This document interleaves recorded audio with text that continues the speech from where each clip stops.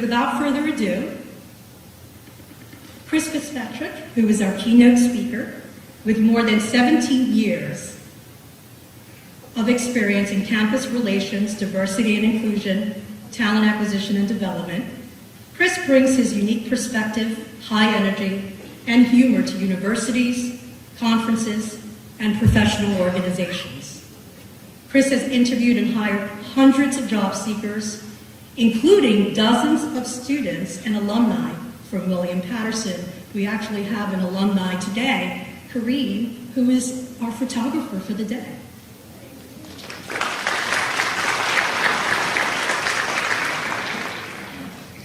Chris earned his bachelor's degree in business administration from Montclair University, but don't hold that against him, and a master's in organizational leadership from the University of Arizona. Chris is also a father, husband, Packers fan. Okay, that you can hold against him. And a proud member of the community. He is honored to be with us today. So please join me in welcoming Chris Fitzpatrick.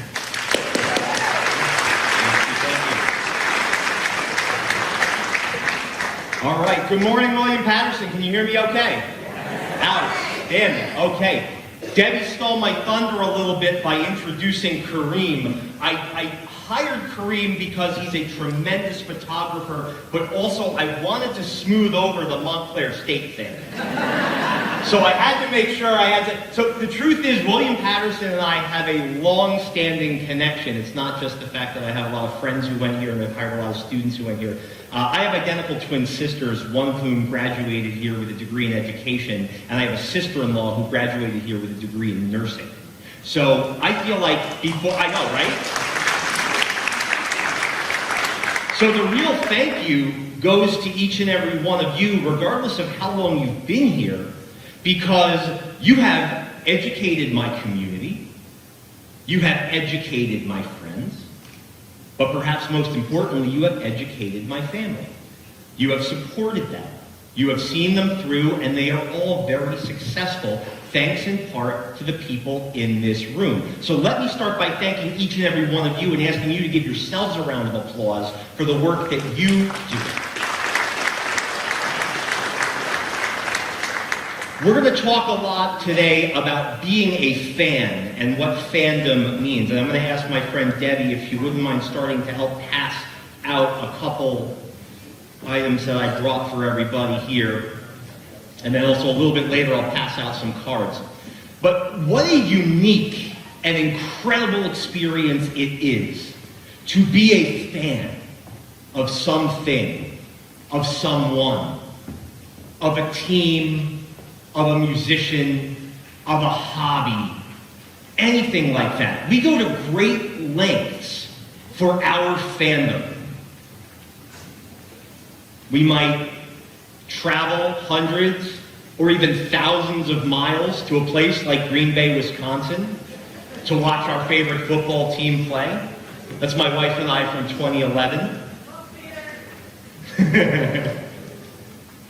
We might wait in line with the all-powerful Sharpie marker, trying to meet one of our heroes, somebody who we followed, somebody we cheer on, and turn a seemingly innocuous item, like a t-shirt, or a hat, or a ball, or a CD, into a family heirloom that you will pass down from generation to generation.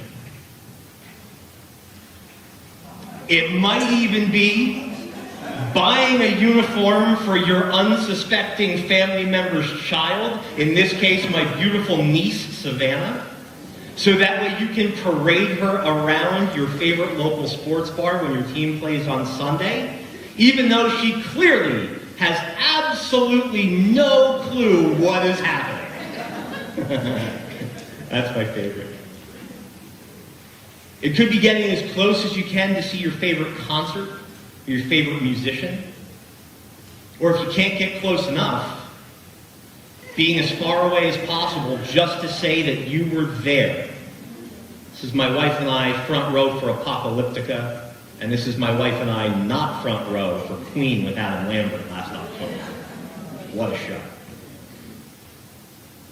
It might be making reservations to your favorite restaurant, or one of your favorite restaurants, dressing to the nines with your significant other, hoping that maybe, just maybe, you might have a chance to meet your favorite celebrity chef. How many of you know who this is? Any Jeffrey Zakarian fans out there? Very, very nice guy. I'm a fan of game shows. And I don't know if you were warned about this today, but while I did come here to talk to you about fandom and mindset and lifting as you climb, I also came here to play games. Are we good with that? Yeah. How many game show fans do I have in the room today? Shea Auditorium, let me hear you. What are some of our favorite game shows? Throw them out there. I heard Jeopardy! Wheel of Fortune! I should be hosting that right now, not Seacrest. What else? Password. Password's a good one. Usually I don't get Password third. That one, I get Family Feud, I get Price is Right a lot. We're going to be, actually, I want to bring up, I'm looking for my first volunteer. I want a contestant. Jenny, I saw your hand shoot up. Come on down, as they say. You're on stage with me. Let's give Jenny a round of applause. She's a good friend. I swear she is not an audience plant. I just happen to be looking that way, and I think she dislocated her shoulder because she wanted to volunteer so quickly. Hi, friend. How are you? Good. Excellent. All right, so you are going to play our first game today. How many of you remember, before Alex Trebek was hosting Jeopardy, he hosted a show called Concentration? Okay, all right, we have some game show fans here. And Concentration was fun because as you revealed the numbers off the board, it made a picture puzzle, and the first person to solve the picture puzzle wins. Well, so I have 12 picture puzzles here, and we are going to challenge our friend Jenny to get as many of the 12 as she can in 1 minute. How do we feel about that, okay? All right. You have a question? You are. Can you phone a friend? I swear she's not an audience plant. Not only, this is less phone a friend and it's more ask the audience. So Shea Auditorium, I'm counting on you. I want you to cheer Jenny on, but I also want you to help her. Can we do that? Can we support Jenny this morning? Okay. There's also a hint. There's a category. The category is obnoxious business platitudes. These are those annoying sayings that people love to put on posters in the break room. And I have 12 of them up on the board. Are we ready, Shea Auditorium? All right, it's game time. Let's begin with the first picture puzzle. Jenny, what do you think? What do you say? Jeez. Help her out. It's Fruit Loops in the door. Okay, what's the door doing? Opening. What? I heard it. Closing the loop. Close the loop. That's one. Take off. Hit the ground running. I heard land the plane from the crowd. How do you feel about that? No. Land the plane is right. I'm giving you the answer. I'm actually telling you that they are right. I've never heard that. Land the plane. Thank you. Good. Circle back. There you go. Circle back. There's 3. It's not a cello. My wife yelled at me for this. The violin. It's bigger.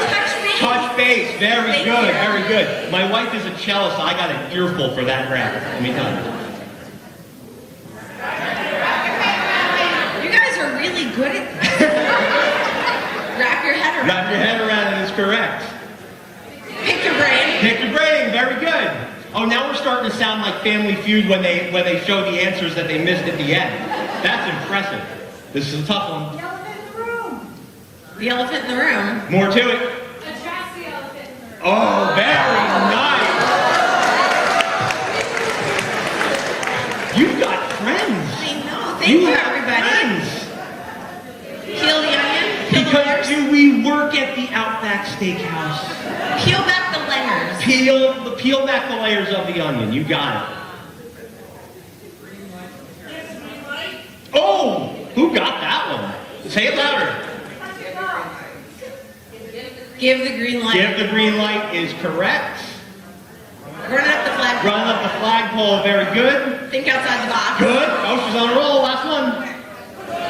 Put your ducks in a row. Yes, Put your ducks in a row. outstanding. Get yourself to the row. Thank you so much. All right, I would not be much of an aspiring game show host if I did not have wonderful prizes. And I brought wonderful prizes today. I brought a stack of books. Because I wanted to recreate that feeling when you go downstairs on Christmas morning and you reach into that stocking and you pull out socks. Yes, fabulous prizes. But there's a caveat. Go ahead. I went to a conference and my presenter gift was a pair of socks, and I was really excited about them. Okay, fair. Okay, excellent. I did not bring socks. I brought no socks. Okay. But you are going to receive 2 copies of Carol Dweck's book, Mindset, which is one of the inspirations for the presentation today, as well as for this learning series. Here is the caveat. You get 2 copies. Are you going to read both copies? No, absolutely not. You are going to go into the crowd and you are going to give away one of those copies to a colleague whom you do not know and have never met, in hopes that you will both read the book and will make a connection that you did not have before this morning. How do you feel about that? It's a little overwhelming. There's a lot of people. All right, so who wants the Carol Dweck book, Mindset, and who wants to connect with our friend Jenny here? Put your hand up. I see you. I see some hands. I see some hands. All right, go ahead. Absolute round of applause for Jenny. Our first contestant today. So that is what we are going to focus on today, folks. Good attitudes and no platitudes. I am not going to ask you to give the green light, run up the flagpole, think outside the box, drink the Kool-Aid, break the silence, put a pin in it, step up to the plate, get our ducks in a row, pick brains, get granular, burn the candle at both ends, something for case of the Mondays, bust chops, earn stripes, use teamwork to make the dream work. We all love that one. Throw anybody under the bus, do more with less, huddle up, tee it up, take it offline, take it to the next level, shift the paradigm, boil the ocean, pick low-hanging fruit, move the needle, and at the end of the day, despite our limited bandwidth, we will not be par for the course. We are going to focus on lesser-known sayings and ideas that we can integrate into our lives to help become fans in the workplace and talk a little bit about what that is going to look like. So I want to ask the audience here, because there was a lot of energy when Jenny was up here for that game. How did that feel? How did that feel? Honestly, tell me, Shea, how did that feel? Did we feel happy that Jenny won? Yes. Did anybody notice that I did not run a timer? All right, so Jenny was winning no matter what. And by the way, that's the little secret here, is that anybody who comes up here, they're going to win. Spoiler alert, okay? No lovely parting gifts or anything like that. We are really going to give away some prizes today. And the next question is, who wants to play the next game? Now, the next game, I'll give you the category first.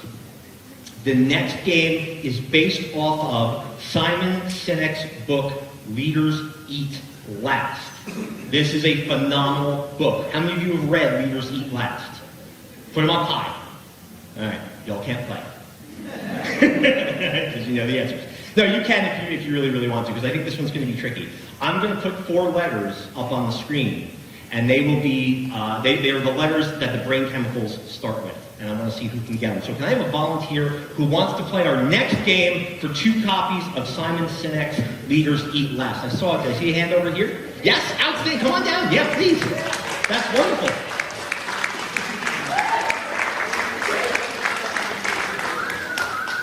Now, did you volunteer or were you voluntold? Voluntold. Okay. That's okay. It is so nice to have you on the stage. What's your name? Courtney. Come on over, Courtney. Let's have a little fun with Courtney.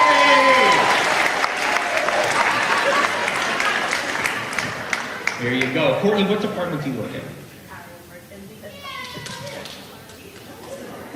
Did Jenny turn it off? No, she did not. Try that. Yeah. Okay. I work in the advisement center, so shout out to the advisement center! Woo! All right. Courtney, I'm going to put the 4 letters up on the board. The crowd can help you once again. Can y'all help me, I'm going to please? see. I need a phone with a friend. I don't have a phone right now. How many of us know our brain chemicals? People who read the book will get it. Here are our 4 letters. You wish I'd shown you this slide before your friend put your hand up. All right, I'll give you a hint. This brain chemical is responsible for dulling pain and making us feel good after exercise. Endorphins is correct. This brain chemical is dopamine. You didn't even need the clue. You are so modest. All right. S. Serotonin is right. Wow. All right, this is the tough one. Yes. Oh. Oxytocin. Oxytocin is correct. All right, Courtney got all 4, and she got them with outstanding. Endorphins, our pain-masking chemical. Dopamine, our task orientation chemical, the thing that goes off in our brain to reward us when we've done something that we want to do. Serotonin, our pride and leadership chemical, and oxytocin, our friendship, love, and trust chemical. Courtney, congratulations. You have won 2 copies of Leaders Eat Last by Simon Sinek with the same provision that you have to bring 1 copy out to somebody in the crowd whom you do not know and make a connection with them. Who wants to connect with Courtney this morning and get a copy of a book? We got more Sinek fans than we have Dweck fans. I won't tell Carol. I don't know Carol.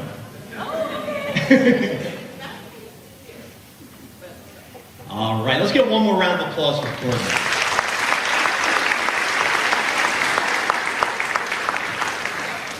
Now, these 4 brain chemicals are extremely important. They are chemicals that keep us alive. They are responsible for our survival instincts. They help us understand what we need to do in order to survive, but they also reinforce things that feel good to us, for better or for worse. When we are in some sort of pain or discomfort, endorphins release and it creates this feeling of everything's okay, I feel better. Now this can range from very mild pain to things that are a little bit more serious. But does anybody in here run? Any marathon runners in the room? Any people like to run distances if you're not being chased? Okay, just a handful of you, okay. So there's this concept of something called a runner's high. And the runner's high is what happens after you've run a distance or after you've gotten done with a particularly difficult workout and you feel good. And then you realize that if you don't run or if you don't work out or if you don't do that thing that feels good for a certain number of days, you start to feel down. You start to feel a little bit bummed out and you realize, oh, I haven't exercised in a while. All right? People who are really into exercise do this. And it's because they're missing that endorphin release. It also happens when you do something like eat a really spicy chili pepper or a hot wing, right? I was never a spicy food guy, and now all of a sudden, the last 2 years, I'm dying to get on hot ones, right? And I am ready for that final, for the bomb and the final dab. I'm ready to go. Because after you eat something spicy, after the sweating is over, and your eyes are done bleeding, and everything else that happens, you feel really good because there's an endorphin release because your body's like, what are you doing to me? Like, what is this that you just put into our body? I need to release endorphins that make it feel better, right? So that's what endorphins do. Dopamine is the feeling we get when we cross something off of our to-do list. Need thing, get thing, happy brain. 6 words that describe this particular chemical as simply as I can put it. I am hungry, need food, get food, brain happy. Dopamine is a short-term brain chemical that rewards us. This is the reward center of our brain. And this is great as long as it's positive things that we're rewarding ourselves with, and as long as it's in balance with the rest of the chemicals in our brain. There are also things that cause dopamine release, such as alcohol, drugs, smoking, that cause that dopamine release and can lead to addictions. In fact, there's a lot of studies right now that the most prevalent growing addiction among youth right now, because of how it releases dopamine in the brain, does anybody know what it is? Social media. If you said social media and screens, you're right. Because we do this thing where we wake up in the morning. If you're like me, your alarm clock is your cell phone. It's right next to your bed. And the first thing you do in the morning is you turn on that phone and you start checking social media. What's happening on Facebook? What's happening on Instagram? What's the latest TikTok? And it immediately begins your day with a hit of dopamine. It's okay, brain, we're connected.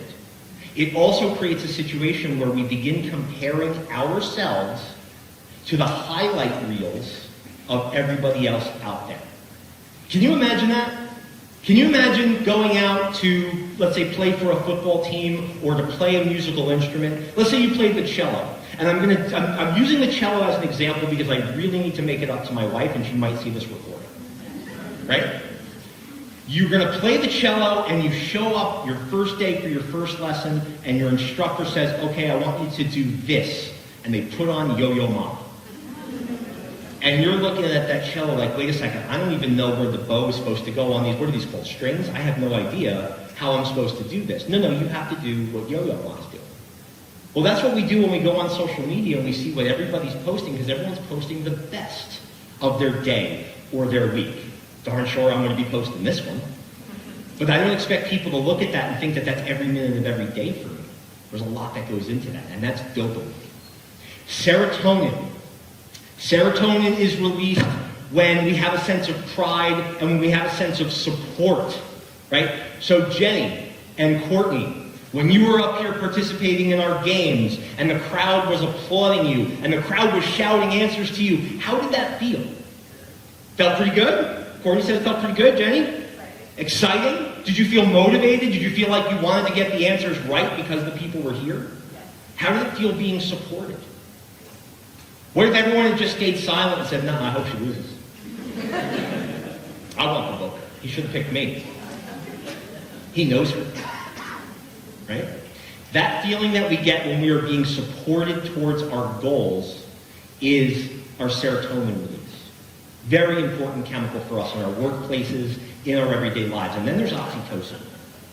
Oxytocin is why I love the fact that your summer learning experience is going to be in person. And there's a lot of value in virtual learning. I'm a learning and development manager full-time. That's what I do in my company. And there's value in both the remote as well as the in-person. But here's why I love the in-person. It's because of the oxytocin. It's because of that networking opportunity at the breakfast before you come in, and you're shaking hands with somebody. There's a high five. There's a fist bump.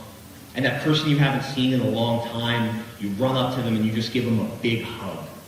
And there's that warm feeling that you get, and that is a release of oxytocin. That is your togetherness chemical. And it makes your brain realize that what we're doing right now is good. That's teamwork. That's trust. And at the center of so much of what we do, no matter who you are, no matter what your level, no matter what department you're in, trust in your teammates, trust in your leaders, trust in each other is critical to your success because it will keep your brain chemicals in balance. And this is what can make us a fan of where we work. We get these feelings when we go to see our favorite sports team, when we go to see concerts. How many of you have ever been at a concert, hearing your favorite song, and you find yourself singing along with a total stranger, hopefully in key? Love it. How many of you have ever been watching your favorite team play somewhere? They score, they win, and you're hugging somebody you've never met before. It's a crazy, it's an irrational thing. I have no idea who this person is, but the Devils just put one in the back of the net, and I'm going to hug this guy because he and I are wearing the same paraphernalia. It's a sense of community. And it does, it drives us. It makes us feel really good. The endorphins and the dopamine, these are selfish chemicals. These drive us as individuals. But the serotonin and the oxytocin, these are selfless chemicals. We get these through teamwork, through togetherness, and through trust. And the concept of lifting as we climb, that is central to what will help release these chemicals and keep our brains balanced and happy. But when we're stressed out about it, when we're dreading it, when we're miserable, when we think that work is the answer to everything that's wrong in our lives, we don't like this, we don't like that, it releases another brain chemical. It begins with a C. Do you know what it is? A couple people said it's cortisol. It releases cortisol. That's your stress chemical. A little bit of cortisol is good. I had a little bit of cortisol this morning because the clicker wasn't working. And it sharpens the senses, and it creates this feeling of danger. That's what cortisol does. It tells our bodies there's danger nearby, and you have to be ready, prepared, and your senses have to be sharp. But too much cortisol for too long leads to high blood pressure, leads to weight gain, leads to depression, and can actually be linked to premature death. So that would be a bummer. So that's why we focus on these positive brain chemicals in some sort of balance and try to avoid the negativity that comes with the cortisol. These are all parts of our brain. This is biology. This isn't just some leadership guy coming up to you and saying, hey, you should hold hands at work and be friends and it'll all be great. Your brain actually wants you to do that stuff, and it will make you happier, and it will create teamwork opportunities. Much the way we do when we are fans of a team or an artist. And earlier on, our friends were kind enough to pass out this sheet right here. You'll have it. If you do, hold it up. I think I brought 250 of them. I don't know if I have enough for everyone. If you have a pen with you, you can fill it out. You can take it with you. If you fill it out and you want to leave it for me, that's great. You don't have to put your name on it. But this is an exercise where you have an opportunity to think about yourself as a fan. Are there sports teams or athletic teams that I'm a fan of? Are there musicians? Are there bands? Are there movies and TV shows? Are there books? Are there hobbies? The books that you wait and you go to a bookstore at midnight so that way you can start reading at 12:30 in the morning? Hobbies, dare I say, pickleball. You all know who you are. There are so many things that we can be a fan of. But then also think about what's the craziest thing you've ever done as a fan. Maybe it was something that you had to be a part of, a show you had to see. Or maybe it was something that you didn't think you'd ever be caught dead at. But somebody you love loves it, and you love them. And there are probably 4 or 5 dads in here who have been to a Taylor Swift concert, who are nodding to themselves saying, I know exactly what he's talking about. Right? That's the idea of fanship, and that is our brains releasing chemicals of community and excitement, the dopamine, the serotonin, the oxytocin. So I ask the question, why can't we recreate some of those same feelings when we go to work? Because there are similarities between being a fan of something and going into the workplace. We tend to buy specific uniforms for both. You buy a jersey or you buy a band t-shirt. You have to buy the book. You have to buy the pickleball paddles. Do they call them paddles? I hope so. Right? The same way that we buy clothes that we want to have for work. Right? There's some people in here who I see who have William Paterson branded gear on. Right? We commute short or even long distances to get there. We give our time. We give our effort. The big difference is that when we're a fan of something, we have to pay them. And when you go to work, they pay you. So that's a bonus. There's this concept called the 12th.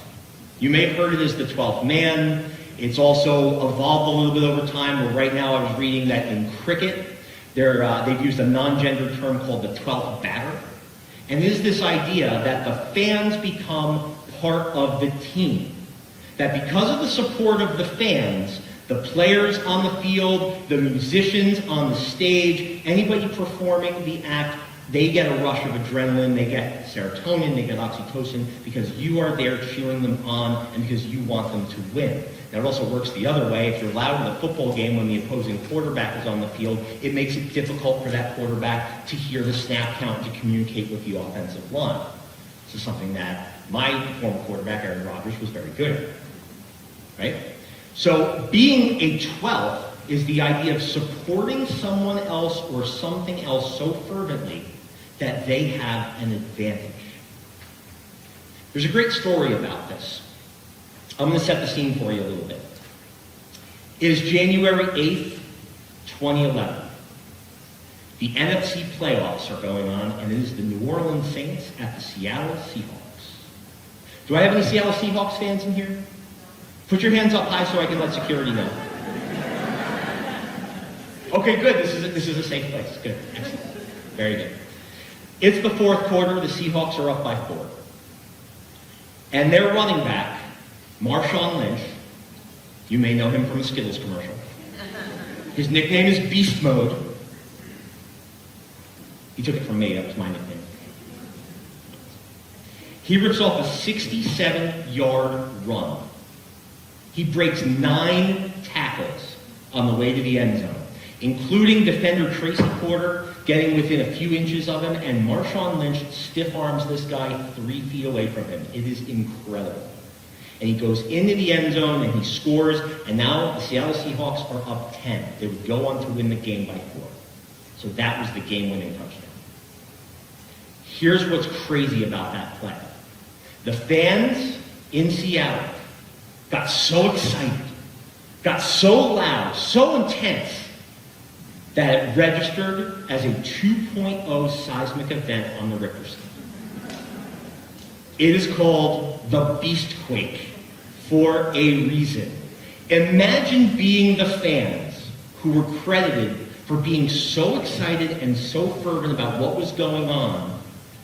Their support caused an earthquake. That's nuts. And that record stood for many, many years until very, very recently, when a similar event caused a 2.3 magnitude seismic event in Seattle. Does anybody know what that event was?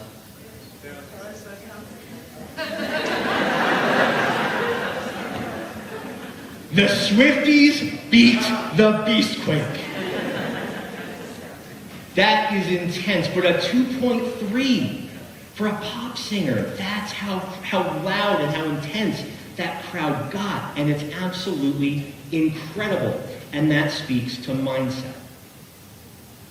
Their mindset was, this is what I'm excited about, and I want my team to win, or I want my favorite artist to hear what I'm saying and to be excited. You have control over your mindset. This has been relatively proven. You have some degree of control over your mindset. And in Carol Dweck's book, and as I'm sure you'll hear throughout the summer, there are individuals who will choose a fixed mindset, which is, I have no control over everything, this is all assigned, it's all rigged, and I'm just kind of going with the flow, and I can't change anything, I can't learn anything new, I am who I am. And then there's the growth mindset. I'm always learning, I'm always developing, I can get better, I can change the environment around me in a way that will benefit myself and the people around me. Growth mindset is important for anybody from adults down to kids who want to embark on the journey of lifelong learning. That's another reason I'm so excited that you all are going to be going through the summer learning series. I've looked at the curriculum. I've watched how hard Debbie has worked putting this together, and it's awesome. I wish I had something like this. It's really, really terrific, but it's going to be based around the idea that you have to go in with the growth mindset. Now, organizations are responsible and leaders are responsible for creating the right mindset environment. Because you could have the best mindset in the world, but as leaders, we have to create environments where those mindsets can thrive.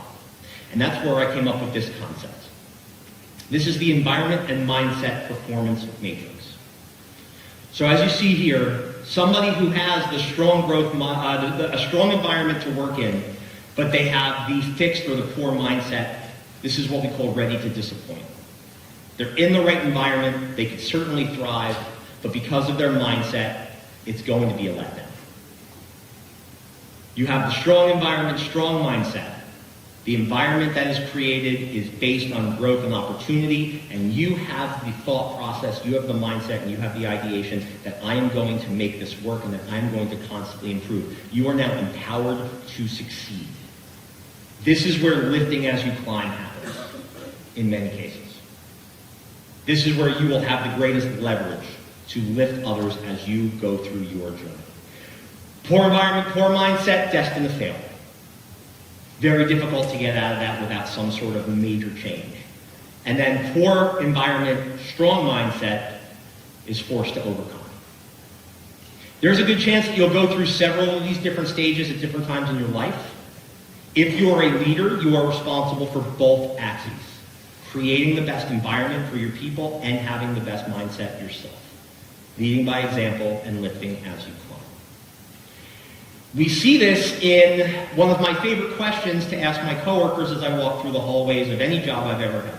So over the last 18 years, I walk up to people and I have a high five for them or I have a fist bump for them because I need my oxytocin. And I say, hey, how are you today? And there are generally 3 answers I get, most often, right? We're playing Family Feud now.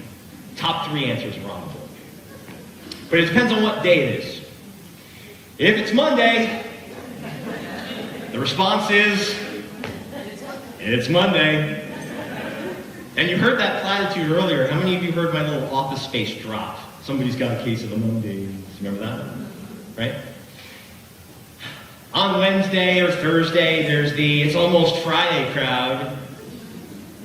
You have a day in front of you. It's Wednesday. What's wrong with Wednesday? It's almost Friday. And then you've got the Friday. It's Friday. I'm great because it's Friday.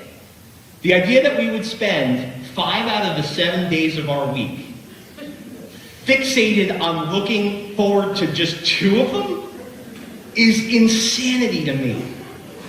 That's almost 75% of our week that we're giving away being miserable about what day it is. That can be changed with your mindset. And by the way, I also feel really bad for Tuesday. Because if I ask somebody how they're doing and it's Tuesday, they kind of look at me like, I don't know. Ask me again tomorrow. Better yet, ask me on Friday. And then there's another piece to this. I remember reading this not too long ago. This quote was fascinating to me about company culture and about workplace happiness. And it said, if you really want to know what your employees think about their job, ask them on Sunday night. Ask them on Sunday night. There's the question for you. Ask yourself on Sunday night, is cortisol running through your body because it's Monday almost? Or are you feeling as though you're really looking forward to connecting with your teammates, getting that serotonin and that oxytocin running through your body, knocking some things off your to-do list, getting that little hit of positive dopamine? It's all about how we look at the days, how we look at the mindset. So I'm going to take you through 9 underutilized phrases, not obnoxious business platitudes, that I think can help reset a mindset and create fans in the workplace. I am not expecting that you're all going to leave here today and you're going to go full beast quake out there on the offices of William Paterson University and you're going to have a seismic event come out of Wayne, New Jersey. I'm not expecting that to happen. But we can cheer each other on. We can be excited for ourselves and the fact that you all are doing a job that means a lot to thousands of people who are the future of this state, of this country, of this community. Your jobs are critical. So use that as fuel to cheer you on. And I want to do, this is an easy game, all right? And this first phrase, that's on me, talks about the concept of accountability. Personal accountability, team accountability, not just holding others accountable, but being willing to hold ourselves accountable and creating a culture of accountability. Now, I want to say this very clearly. Accountability and blame are not synonyms.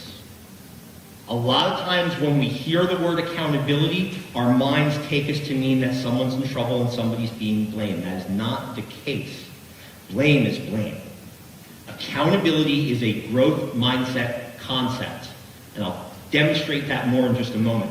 But one of my favorite authorities on the concept of ownership and accountability is a gentleman by the name of Jocko Willink.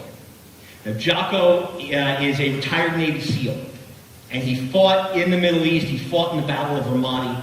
And if you've never read his books, Extreme Ownership, Dichotomy of Leadership, or Leadership Strategies and Tactics, I highly recommend. They are phenomenal. I'm going to give away 2 copies to somebody in just a moment, but I also highly recommend them on Audible because he reads them himself. And there's something about hearing these stories about ownership when they're under heavy gunfire in Ramadi, being read by the gentleman who was there.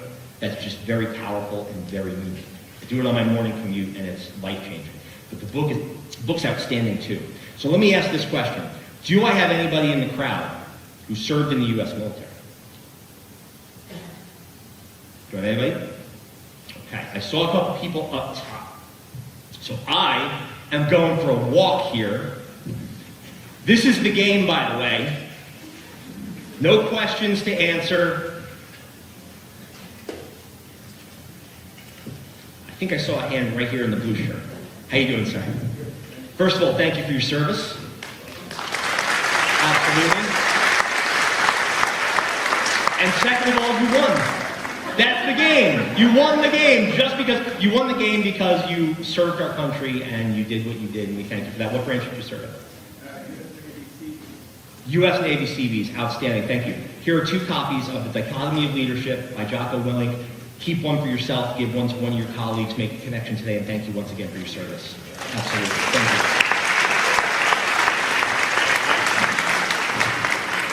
Does that feel good? I mean, I have goosebumps. I just got serotonin and oxytocin just running through my body just because I shook a veteran's hand. That's a really, really cool feeling, right? And what the Jocko Willink's book explore is this idea that you are the owner of everything surrounding you. Are there things beyond your control? Yes. But you can own your mindset and you can own your circumstances. I'm a huge fan of those 2 books. That's the idea of That's on Me. Now, here's the cycle when we look at a culture of blame. Can we all agree that mistakes are going to happen? Yes. Errors are inevitable. Yes. AI, robotics, everything be damned, everything that is great in the world is great because people make them great, and people are fallible. And that's okay. Errors will happen, but in a blame culture, the error results in blame. Finger pointing. Who did it? Whose fault was it? It was your fault. They did it. They screwed it up. This department, this person, this circumstance, it wasn't me. And then it turns into scapegoating. That went wrong. That didn't happen. We have to find somebody to put this on so that way it doesn't come back to us. That leads to fear. This leads to cortisol release because now your body and your brain are sensing fear. Now your stress levels are high. Now the negative health effects are starting to kick in. The fear causes your immune system to be suppressed because of the cortisol. Now all of a sudden you're getting sick. You're stressed. You are dreading Sunday night because you're afraid of a culture of blame and scapegoating. And then there are cover-ups and avoidance. Something went wrong. I don't want to be blamed. I don't want to be scapegoated. I'm afraid of the repercussions. We have to cover this up and make sure that nobody ever sees it, hears about it, or I'm just going to avoid tasks and challenges altogether so I don't put myself in a position to make the error to lead to the blame. Does this sound like fun? No, I didn't think so. Nobody wants to be in a culture like this.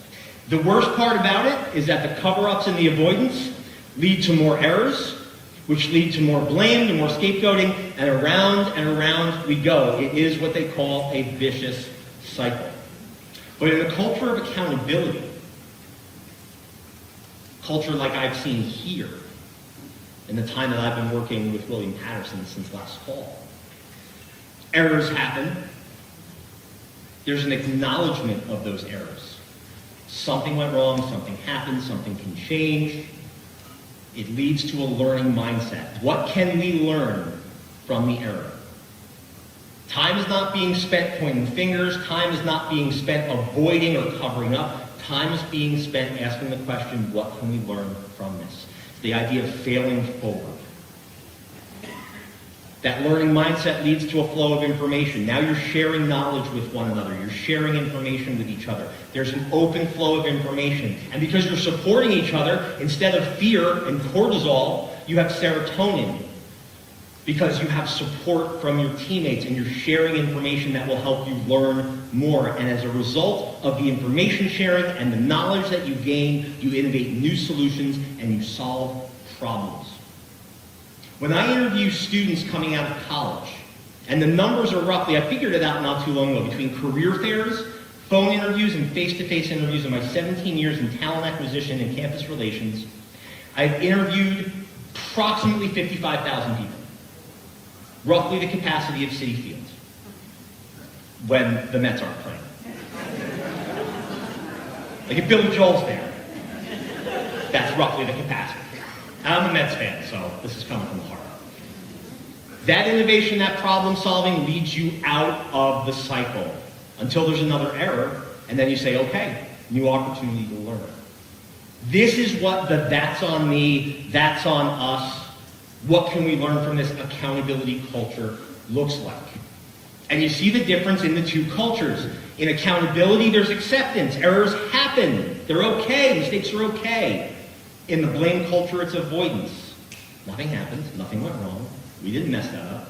It's ownership versus denial. Yes, you know what? That was our miss, and here's what we learned as a result of it, as opposed to, I don't know what happened. We knew nothing about it. Explanation versus excuse. This is powerful. Not all explanations are excuses. Sometimes it's an explanation. You'll find it sounds a lot more like an explanation when you have a learning mindset as you're going through the issue. Confidence as opposed to insecurity, and openness as opposed to defensiveness. Sounds like a much better culture to work in when there's accountability. Now, sometimes that means putting yourself out there first. If there's not trust developed yet on a team or with a coworker, and being willing to say, hey, that one was on me. But I think you'll also find that your teammates will admire you if you are willing to take accountability for things that happen, especially if they feel like you're making them safer. Number 2, let's find out. We are going to have questions asked of us that we do not know the answers to. Now, I love William Paterson University. However, each of the last 3 times I have been on campus, prior to this morning, do you know what I've done on campus? I've gotten lost. Now, I have a negative sense of direction on a good day. Debbie was kind enough to give me a map. I had to do that thing that Joey did in that episode of Friends when they're in London. I had to actually stand in the map and see if I could point myself in the right direction. It didn't work. So if somebody on campus is walking by me and sees me wearing my suit and says, oh, you look like you're official, maybe I can ask this guy for directions.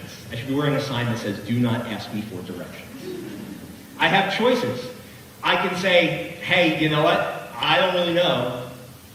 Or I can do what some people do and I can start making stuff. I say, I think you just got to go past that red building over there and then just cross the highway and I think you're good. What's that? That's 46, right? Yeah, just go over that. And you'll be there, no problem. Let's find out is an idea about problem solving, but also integrity. It is really frustrating when you go to somebody for help asking a question and the response that they give you is something that they made up. That is clear that they don't know, but they don't want to sound like they don't know, because I guess saying we don't know in our minds makes us feel less smart. So a better thing to say is, I don't know, but the most powerful thing to say is, let's find out. Maybe there's some way I can help you. No, you know what? I have no idea, and thank you for asking me for directions, young student, but I'm lost too, and I was just about to stop you. Let's take a look at the map. Here, hop into it. Right? Let's find out is a teamwork approach to problem solving, but it also reinforces integrity that you will not lie to somebody when they ask you a question that you are unsure of the answer of. Just like errors are okay, not knowing, also okay. Google's wrong, a lot. And we go to Google with all of our questions. So it's okay if you don't know the answer. When do you need this by? Willie P., let me ask you a question. Have you ever had multiple different people ask you to help them with tasks? I'm getting a lot of laughter and then a lot of yeses. You mean that you aren't just asked to do things by one person? I find that crazy. Don't you have one boss? Don't you have a linear chain of command? Who are these other people who are asking you to do things? Well, we work in a team. We work in an ecosystem. We work in symbiosis. So that means sometimes we're asked to support multiple projects for multiple people at the same time. This is part of what makes humans so innovative. This is why we built skyscrapers and invented the personal computer and the otters just swim around looking cute. It's because we can work as a team, we collaborate, and we get more done. So when do you need this by is a great way to manage your time, manage other people's expectations, and set fair boundaries. Instead of everyone telling you, I need this ASAP, and now you're juggling multiple things, not knowing when or what needs to be prioritized, ask for this information. It's very powerful to say, I want to support you. When do you need this by? And then providing honest feedback about the feasibility of that timeline. Or if it's something that does require immediate attention, gives you the chance to shuffle your priorities and ask for additional resources. Does this make sense? Okay. I have an idea. I love this one. I have an idea. It's a relatively simple concept, but it's born out of a phrase that I don't like, and that has largely been disproven for its lack of effectiveness. How many of you at any point in your careers, whether here or anywhere else, have ever heard somebody say, "Don't bring me problems"? Oh my gosh! Almost everybody said, "Don't bring me problems, bring me solutions." It sounds great. It sounds like it's really positive, but in many cases it has the opposite effect intended, and that's why I have an idea is so powerful. There's a fascinating article in Harvard Business Review about the problem with "don't bring me problems, bring me solutions." And it looks at the perception and the reality of those two sayings. The idea is that "don't bring me problems, bring me solutions" is a way of empowering somebody to make decisions. But it has the opposite effect. It decreases empowerment. Because now, if I don't have the resources or if I'm not sure about something, I don't feel empowered to take on the task or to answer the question at all. It creates a perception that fosters solutions orientation, but it's the opposite effect. It can create fear and intimidation. Because now, if you don't have a solution, if you don't know what path you want to take, and you need guidance or you need information, you're afraid to ask. And now as a result, that can get put off, it can lead to errors, and it can take us through one of those cycles. The idea is that it prevents complaint culture, when in truth, it prevents healthy venting. We do need to vent. We are humans, we are not machines. Sometimes releasing the pressure valve a little bit is good for us, and we depend on our leaders and our colleagues for that. So what we do instead of going to somebody and saying, "I need you to solve this problem," which is what "don't bring me problems, bring me solutions" is trying to avoid, well, we upgrade a little bit to "I have a problem for us to solve." This sounds better. This is collaborative now. Lot to be said for collaboration, but we can even go one step beyond it. And that's where "I have an idea" is so powerful. I have an idea how we can solve this problem, but I need help. But I have questions. But I think there's more to this that I may not be privy to. But I'd like your feedback on it. Creating a culture where people feel free to express their ideas and their opinions, but also know that if they're really stuck on a problem, that they can come to you, or that you can go to your leader, to your manager, creates a powerful sense of psychological safety that prevents that cortisol release and allows for collaboration and teamwork, and allows you all to lift as you climb. Thank you for your patience. Love this one. Apologies are great. There are plenty of instances in which we need to say, "I'm sorry, I apologize, I didn't mean to do that." But the truth is, apologies can be a little overutilized. We apologize for everything now. "Oh, you know what? You sent me that email at 9 o'clock this morning, and it's now 11:30, and I haven't responded to it yet. I'm so sorry for being late. I am sorry that I missed your email." We're humans. We're going to miss things. We're going to make errors, right? Let's save the apologies for the things that we really need to apologize for, the more egregious things, and instead look for opportunities to show gratitude to our teammates, our colleagues, and our friends for what they do to give us grace. That is the idea behind "thank you for your patience." It's gratitude and grace. And a workplace in which we can say things like, "I appreciate you sticking with me. Thank you for understanding. Thank you for your teamwork." That feels good. "I value your trust. I am fortunate for your support." Creating a culture of gratitude instead of just strictly remorse is a very powerful, simple phrase. You've already heard me use this one. Does that make sense? Now this one, we have a game here, as you see in our bottom right-hand corner. Every time it says game time, it means we have a little game here. Does that make sense is a phrase that a manager of mine at a prior company always used to say to me in our one-on-ones and our performance reviews. And when he said it, it was never condescending. It was never being said just to check a box. He was looking me in the eye and saying, does that make sense? And he created this sense of psychological safety for me where if something didn't make sense, I could ask for clarification, I could ask for help. And several times I took him up on that. And I said, you know, this one piece that you were discussing, I didn't really grasp that. Can we talk more about that? And then he did. And we did. And I achieved a greater understanding. It was part of our communication. So the game we're going to play now is a communication game. And on the line, I have not 2, but 4 copies of Patrick Lencioni's The 5 Dysfunctions of a Team. Outstanding book. It's an easy read. It's actually a good summer read. You'll go through it pretty quickly, but we are going to pass out 4 copies of this.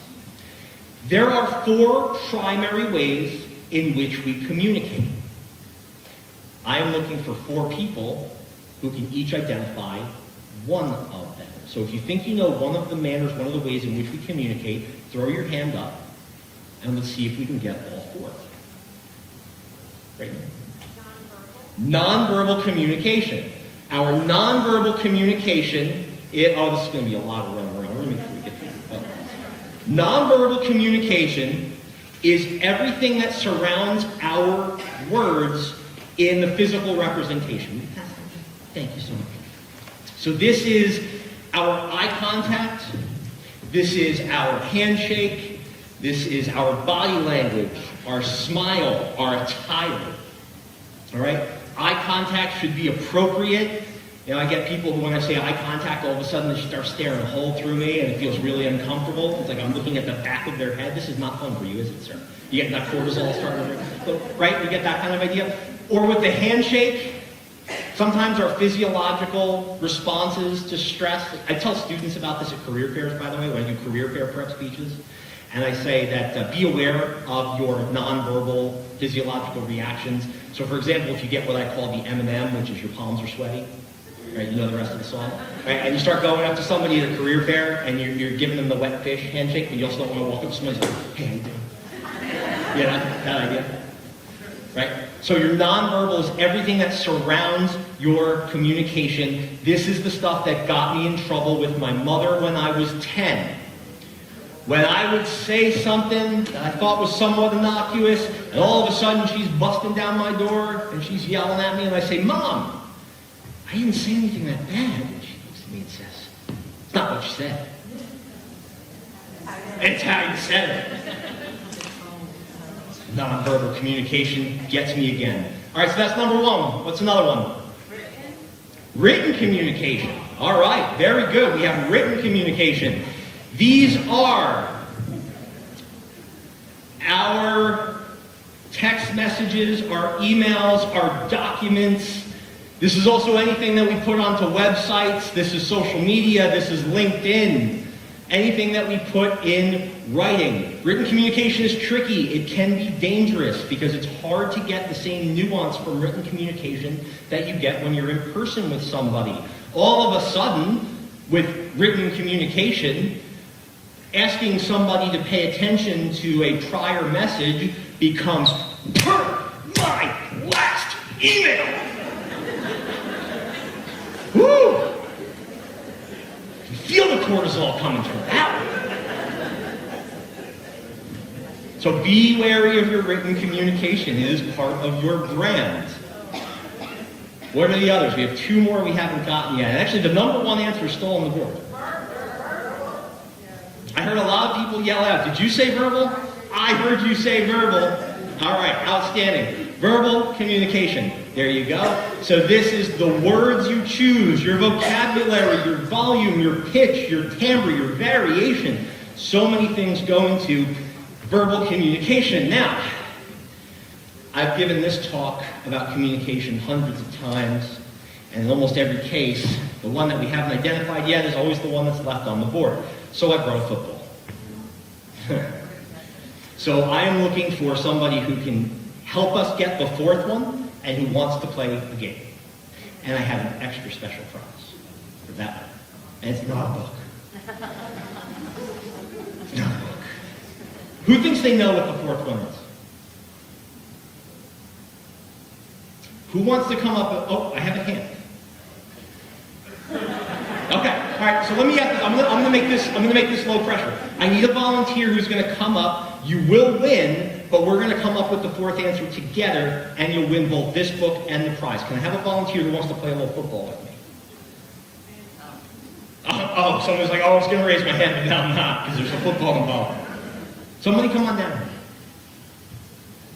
I'll pick someone. Oh, we got. Yep, come on out. All right. Outstanding. What's your name, sir? Hey, Mike. Pleasure. Come on over. All right, let's give Mike another round of applause. All right. How many of you are familiar with the game of American football and how points are scored? Okay, good. Team has ball.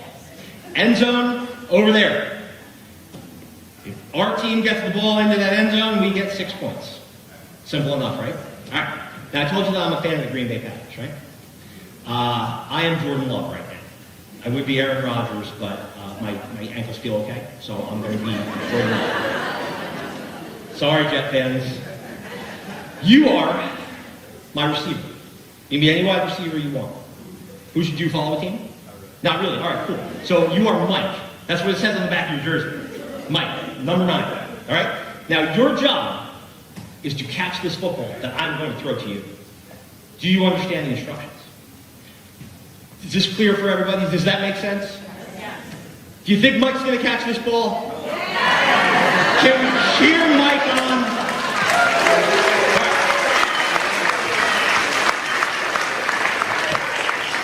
Ready?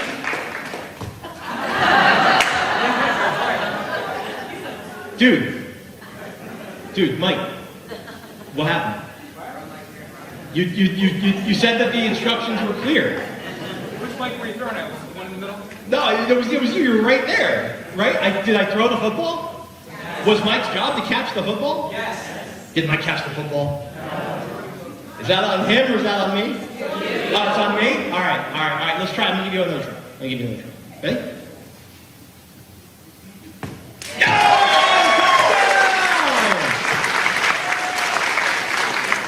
Outstanding. All right, so what happened that second time? That was much better. You did a great job that second time. Better than the first time. Okay, so it was because I aimed at you and you were able to secure, you were able to make the play. Okay. Don't go away, I am verbal communication. I am nonverbal communication. I am written communication. I have a message in my hand. Okay? Just like a football player throws a football toward the end zone. If the receiver in the end zone is sitting down checking his phone, paying no attention to the quarterback, and the ball is not caught, how many points does the team score?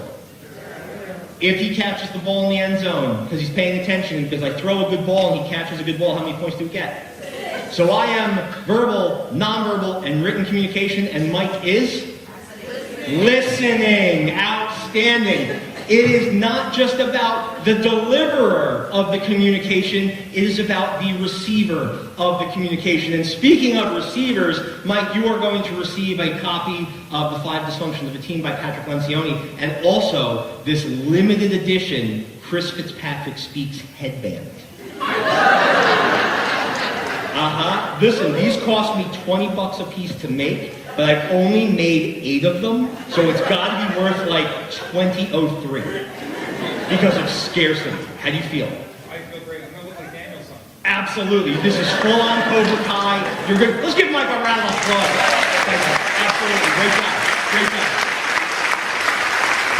So this is our communication, verbal, nonverbal, written, and listening, our active listening skills, our ability to take in, understand, comprehend information. And this is why Does That Make Sense is so important. Because as a deliverer of communication, you also take some ownership over whether or not your message is received. And creating a culture and an environment of active listening where the quarterback and the receiver are on the same page is critical to the message being delivered and being carried out. How do we feel about that?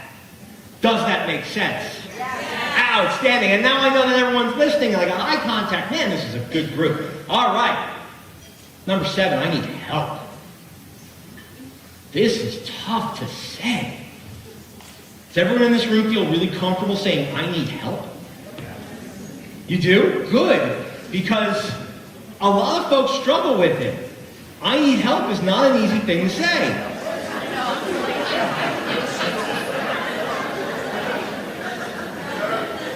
But we're a team, aren't we? We're a team.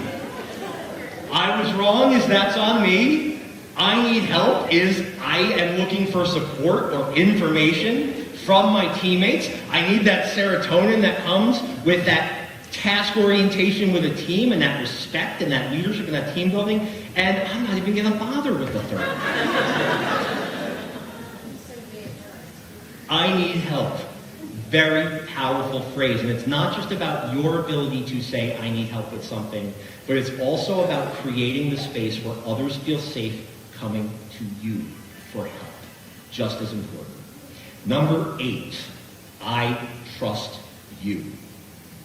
This is an empowerment, delegation, and trust phrase. It's so simple. It's so powerful. Because creating a culture of trust, there's your oxytocin. There's your psychological safety. In a culture of trust and safety where people feel empowered, that Sunday night is I'm excited about what I'm going to work on tomorrow and to see my teammates instead of that dread. All of a sudden, how are you doing? It's Monday. Becomes how you doing? Hey, I'm great. How was your weekend? It's a much different way of looking at things when you have an environment of trust. Just like I need help, it is important for you not just to be able to say I trust you, but to also be able to accept trust. Trust is mutual. Trust does not exist in a vacuum. Sometimes you have to be willing to trust others first, and that can be uncomfortable. But it signals to that other person that their trust is important to you. And then number 9, let's celebrate. Mike is wearing the headband. I love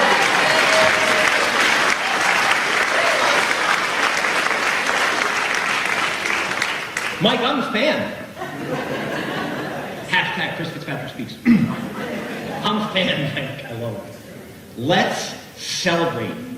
The feeling of achieving something, big or small, and taking a moment with your teammates and your colleagues to appreciate, recognize, and celebrate the things that help us achieve a mission. William Paterson University has a mission. Higher education, empowerment of students, workforce development, inclusivity. It does its mission well. So along the way, if you can celebrate those achievements, it feels wonderful. It creates those brain chemicals and that feeling of trust. And that is what can help us be fans of what we do and who we do it with. And I'm going to share a little secret with everybody. And do me a favor. Don't let this get back to the Montclair State University folks. But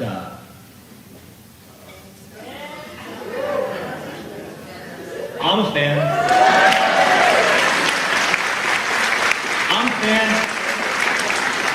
I'm a fan of all of you. I'm a fan of this institution. I'm a fan of Mike. And I had so much fun learning more about you all, learning about this institution, and being able to help prepare this message that I want to celebrate each and every one of you with my most heartfelt thanks. I really do appreciate it. And what I'm going to ask is that you take your phones out and you do me a favor and you provide some quick feedback using the QR code on the screen. Won't take you long. And then once you complete it, and by the way, if you use the QR code, the code 9 will automatically be entered in. If you use the URL, you'll have to enter the code 9.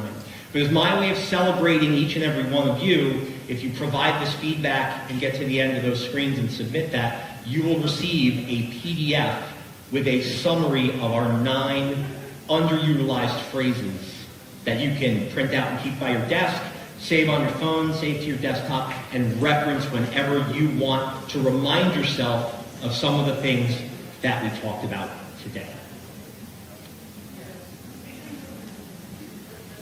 Also, at the very end, you'll see some links for social media, but I'm also going to start some business cards being passed around. There you go. if you can just keep those moving. If anybody would like to connect, I'm happy to do that. It is 10 o'clock, so I think not only did we get through the content, but I think we nailed the timing. I will be available for questions and photos after if anybody would like, but I want to bring up once again the incomparable Miss Debbie Ackerley, who put this all together. And Debbie, thank you for your trust in me and for letting me come here to celebrate these achievements with this team. William Paterson University, thank you so very much.